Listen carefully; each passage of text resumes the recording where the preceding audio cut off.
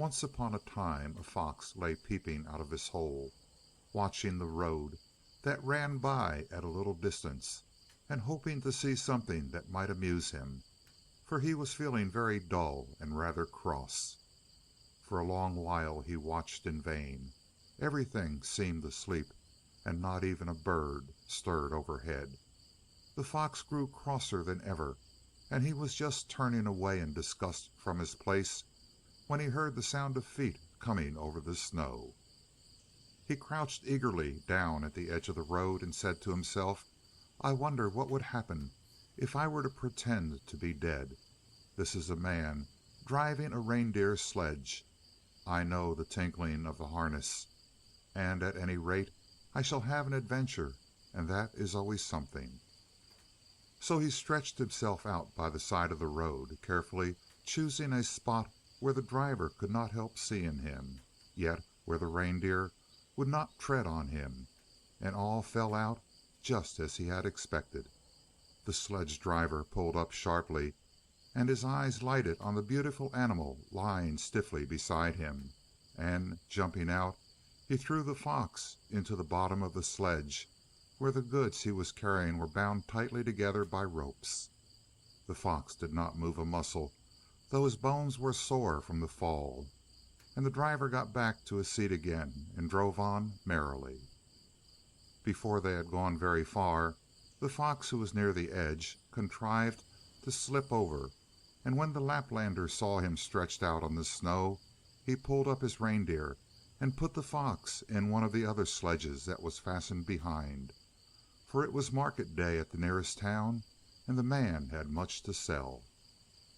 They drove on a little further, when some noise in the forest made the man turn his head, just in time to see the fox fall with a heavy thump on the frozen snow. "That beast is bewitched," he said to himself, and then he threw the fox into the last sledge of all, which had a cargo of fishes. This was exactly what the cunning creature wanted, and he wriggled gently to the front and bit the cord which tied the sledge to the one before it, so that it remained standing in the middle of the road. Now there were so many sledges that the Lapp did not notice for a long while that one was missing. Indeed, he would have entered the town without knowing, if snow had not suddenly begun to fall. Then he got down to secure more firmly the cloths that kept his goods dry, and going to the end of the long row, discovered that the sledge containing the fish and the fox was missing. He quickly unharnessed one of his reindeer and rode back along the way he had come, to find the sledge standing safe in the middle of the road. But as the fox had bitten off the cord close to the noose, there was no means of moving it away. The fox, meanwhile, was enjoying himself mightily. As soon as he had loosened the sledge, he had taken his favorite fish from among the piles neatly arranged for sale, and had trotted off to the forest with it in his mouth. By and by he met a bear, who stopped and said, "Where did you find that fish, Mr. Fox?" "Oh, not far off," answered he. "I just stuck my tail in the stream close by the place where the elves dwell, and the fish hung on to it of itself." "Dear me," snarled the bear, who was hungry and not in a good temper. "If the fish hung on to your tail, I suppose he will hang on to mine." "Yes, certainly, grandfather," replied the fox, "if you have the patience to suffer what I suffered." "Of course I can," replied the bear. "What nonsense you talk! Show me the way." So the fox led him to the bank of a stream which, being in a warm place, had only lightly frozen in places, and was at this moment glittering in the spring sunshine. "The elves bathe here," he said, "and if you put in your tail the fish will catch hold of it, but it is no use being in a hurry, or else you will spoil everything." Then he trotted off, but only went out of sight of the bear, who stood still on the bank with his tail deep in the water. Soon the sun set, and it grew very cold, and the ice formed rapidly, and the bear's tail was fixed as tight as if a vise held it, and when the fox saw that everything had happened just as he had planned it, he called out loudly, "Be quick, good people, and come with your bows and spears. A bear has been fishing in your brook." and in a moment the whole place was full of little creatures, each one with a tiny bow and a spear hardly big enough for a baby. But both arrows and spears could sting, as the bear knew very well, and in his fright he gave such a tug to his tail that it broke short off, and he rolled away into the forest as fast as his legs could carry him. At this sight the fox held his sides for laughing, and then scampered away in another direction. By and by he came to a fir tree, and crept into a hole under the root. After that he did something very strange. Taking one of his hind feet between his two front paws, he said softly, "What would you do, my foot, if someone was to betray me?" "I would run so quickly that he should not catch you." "What would you do, mine ear, if someone was to betray me?" "I would listen so hard that I should hear all his plans." "What would you do, my nose, if someone was to betray me?"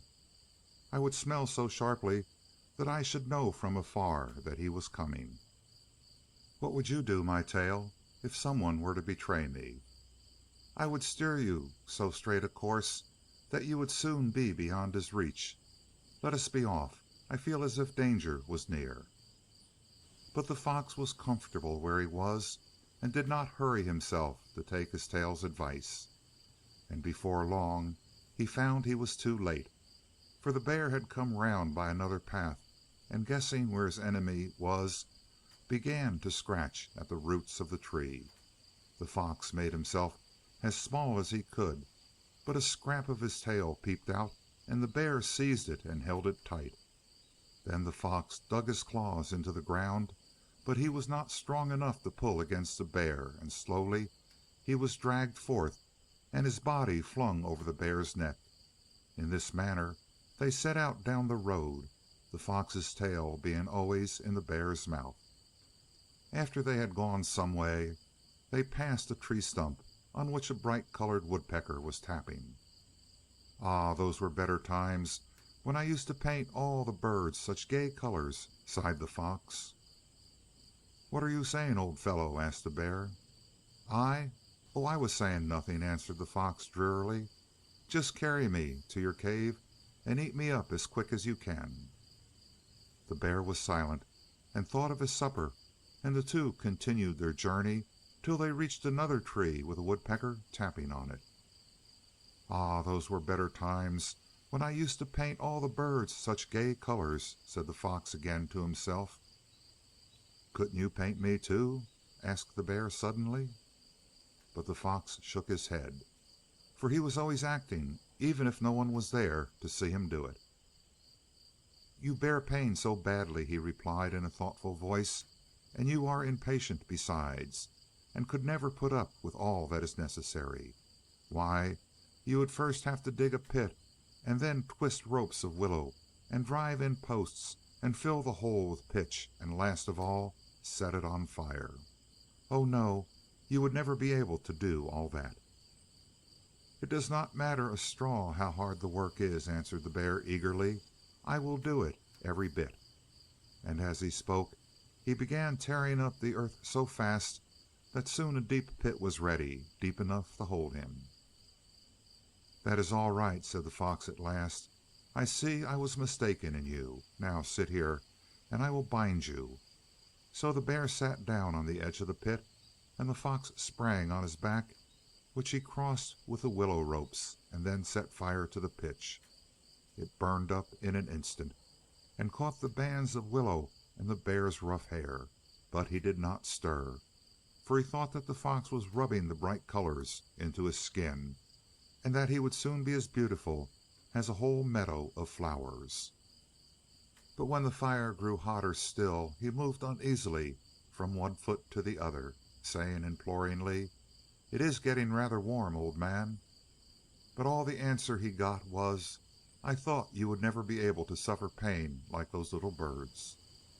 The bear did not like being told that he was not as brave as a bird, so he set his teeth and resolved to endure anything sooner than speak again. But by this time the last willow band had burned through, and with a push the fox sent his victim tumbling into the grass, and ran off to hide himself in the forest. After a while he stole cautiously, and found, as he expected, nothing left but a few charred bones. These he picked up and put in a bag, which he slung over his back. By and by he met a Lapp driving his team of reindeer along the road, and as he drew near, the fox rattled the bones gaily. "That sounds like silver or gold," thought the man to himself, and he said politely to the fox, "Good day, friend. What have you in your bag that makes such a strange sound?" "All the wealth my father left me," answered the fox. "Do you feel inclined to bargain?" "Well, I don't mind," replied the Lapp, who was a prudent man, and did not wish the fox to think him too eager. "But show me first what money you have got." "Ah, but I can't do that," answered the fox. "My bag is sealed up, but if you will give me those 3 reindeer, you shall take it as it is, with all its contents." The Lapp did not quite like it, but the fox spoke with such an air that his doubts melted away. He nodded and stretched out his hand. The fox put the bag into it and unharnessed the reindeer he had chosen. "Oh, I forgot!" he exclaimed, turning round as he was about to drive them in the opposite direction. "You must be sure not to open the bag until you have gone at least 5 miles, right on the other side of those hills out there. If you do, you will find that all the gold and silver has changed into a parcel of charred bones." Then he whipped up his reindeer and was soon out of sight. For some time the Lapp was satisfied with hearing the bones rattle, and thinking to himself what a good bargain he had made, and of all the things he would buy with the money. But after a bit this amusement ceased to content him, and besides, what was the use of planning when you did not know for certain how rich you were? Perhaps there might be a great deal of silver and only a little gold in the bag, or a great deal of gold and only a little silver. Who could tell? He would not, of course, take the money out to count it, for that might bring him bad luck, but there could be no harm in just one peep. So he slowly broke the seal and untied the strings, and behold, a heap of burnt bones lay before him. In a minute he knew he had been tricked, and flinging the bag to the ground in a rage, he ran after the fox as fast as his snowshoes would carry him. Now the fox had guessed exactly what would happen, and was on the lookout. Directly he saw the little speck coming towards him, he wished that the man's snowshoes might break, and that very instant the Lapp's shoes snapped in two. The Lapp did not know that this was the fox's work, but he had to stop and fetch one of his other reindeer, which he mounted and sent off again in pursuit of his enemy.